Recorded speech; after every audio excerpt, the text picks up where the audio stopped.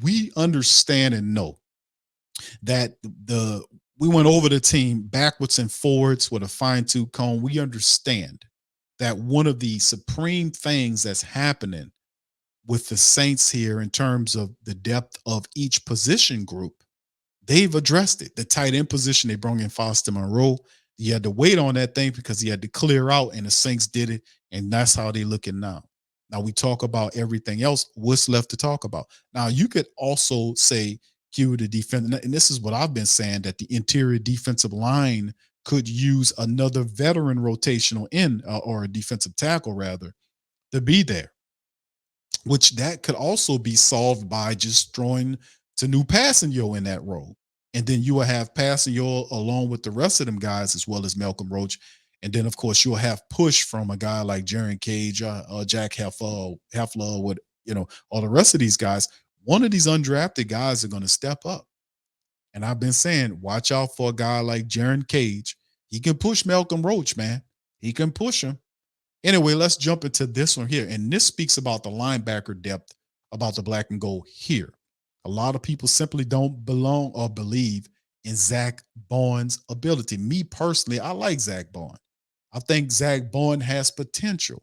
I think the Saints are banking on Zach Bond's potential in the final year of his contract. I really do think that the black and gold brass believe that Zach Bond could have a Caden Ellis style year. I really do think that they believe that. Do I believe in what they believe? No, you're going to have to show me. You're going to have to show me. You're going to have to show me. Let me hit the button on that. Y'all know it. Show me. But in the end, I do like Zach Bond a lot. I think Zach Bond is very talented. But like a lot of the Who Dat Nation understands that you're going to have to show them.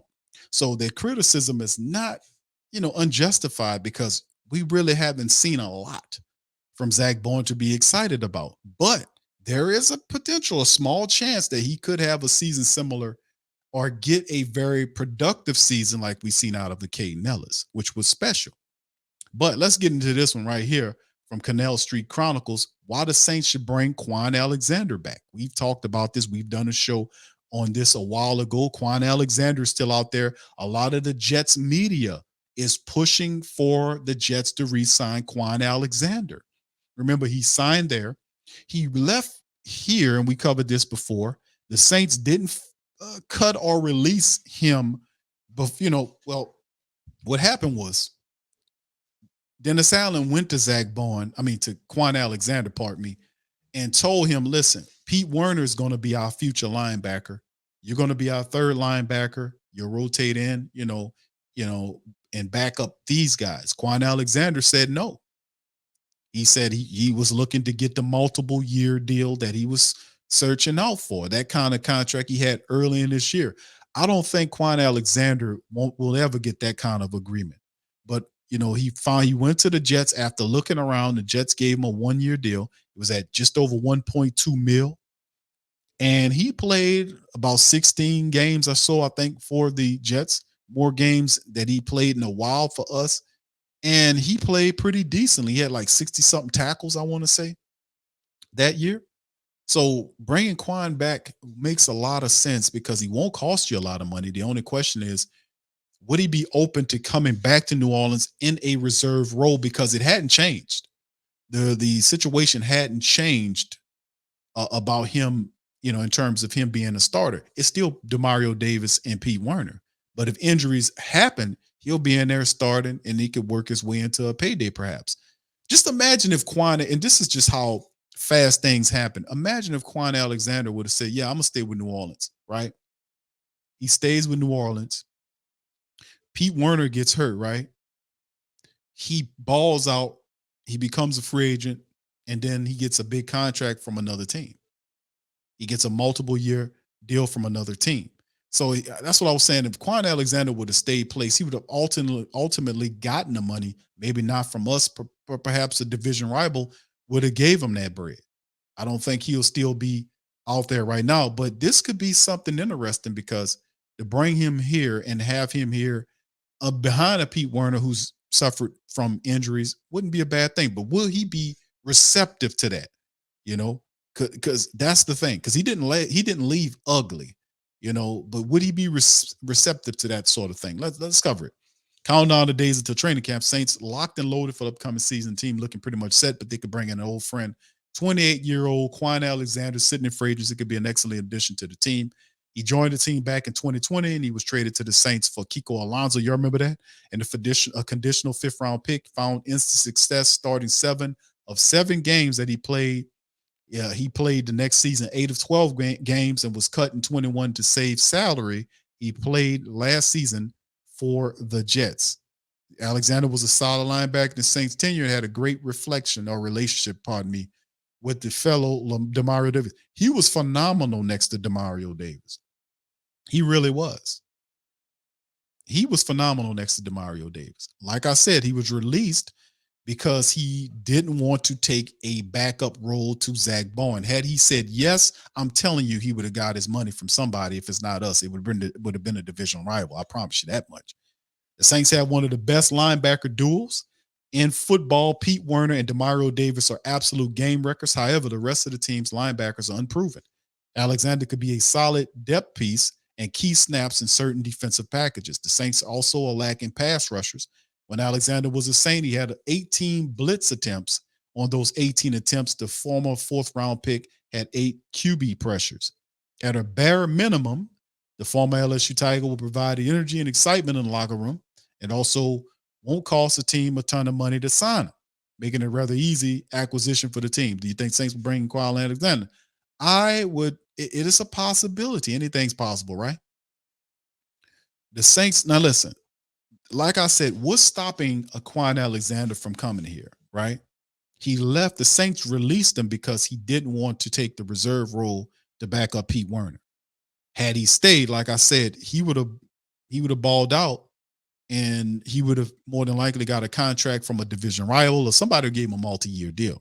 So staying put was probably a good thing for him to do, but he bounced. He got the 1.2 from the Jets. Now he's looking for a home. It is quite possible for Kwon Alexander to find his way down here. The only question I have is Kwon Alexander's mindset changed on him being a backup? He wants to be a starter, and he wants a multiple year deal. That's why he left. He gave the Saints, after that, the Saints released him. He had the contract, and then they brought him back on a cheaper deal. He signed a cheaper deal. But ultimately, the game plan for Kwon was get a multiple year contract from somebody. The Saints say, hey, we love you, we want you here, but, can you play behind Pete Werner? Pete Werner's really good. So that's the question to Kwon I'm asking. Kwon, bro, have your expectations changed? I know you want to be a starter, but are you willing to come back to the Saints because the situation hadn't changed? If they do are interested in you, being there, you're not right away going to be like, if let's say Kwon signs tomorrow, he will be in a competition in the Saints' eyesight with Zach Bowen for the third spot, right? And also, we talk about, is Kwon willing to do that? The bigger question is, are the Saints really looking at Kwon Alexander to bring him here? It appears to me that the Saints feel totally comfortable with what we have at the linebacker position. And if injuries occur, I'm pretty sure they'll change that. That's the big sticking point. But you don't go the entire offseason up until this point, late in free agency, and they still have some decent linebackers. Kwon Alexander would be cheap for you. And you go in here and look, and you have Zach Bowen, you bring back Andrew Dowell, right? You have Zach Bowen there in his last year. You still have DeMarco Jackson there, right? So you got DeMarco there, who the Saints are really big on. Are they saying, hey, man, we like DeMarco guy, we like him what he could be. We want to see what Zach Bowen does in his final year. And we have young guys like Anthony Orgy and Nick Anderson that's sitting back there, and we're comfortable and cool with those guys. Hard for me to expect, to kind of say, yeah, that, that's the case. But it appears that the Saints are feeling pretty good about that. Of course, injury hits that change, but usually right when you get to the big camp, you see a flurry of moves leading up to the camp when guys that we thought were going to be there, some of these undrafted guys, the Saints decide we're gonna release them and bring in a veteran or two. They do this a lot every offseason, so it's worth watching out for. But having Quan Alexander here is a big plus. I would definitely, if I'm the Saints, I would be entertaining that option. But then again, how do the Saints see linebackers like Zach Bond, who I really do think that they believe in Zach Bond, that he can have a similar. I think they look at Zach Bond as a person that can have a similar progression as Caden Ellis did last year. That's what it appears like that they see. And DeMarco, is the fifth round draft pick out of Appalachian State. He's another guy that they want to see. What could this young man do? Could Quine be a guy that's in their way?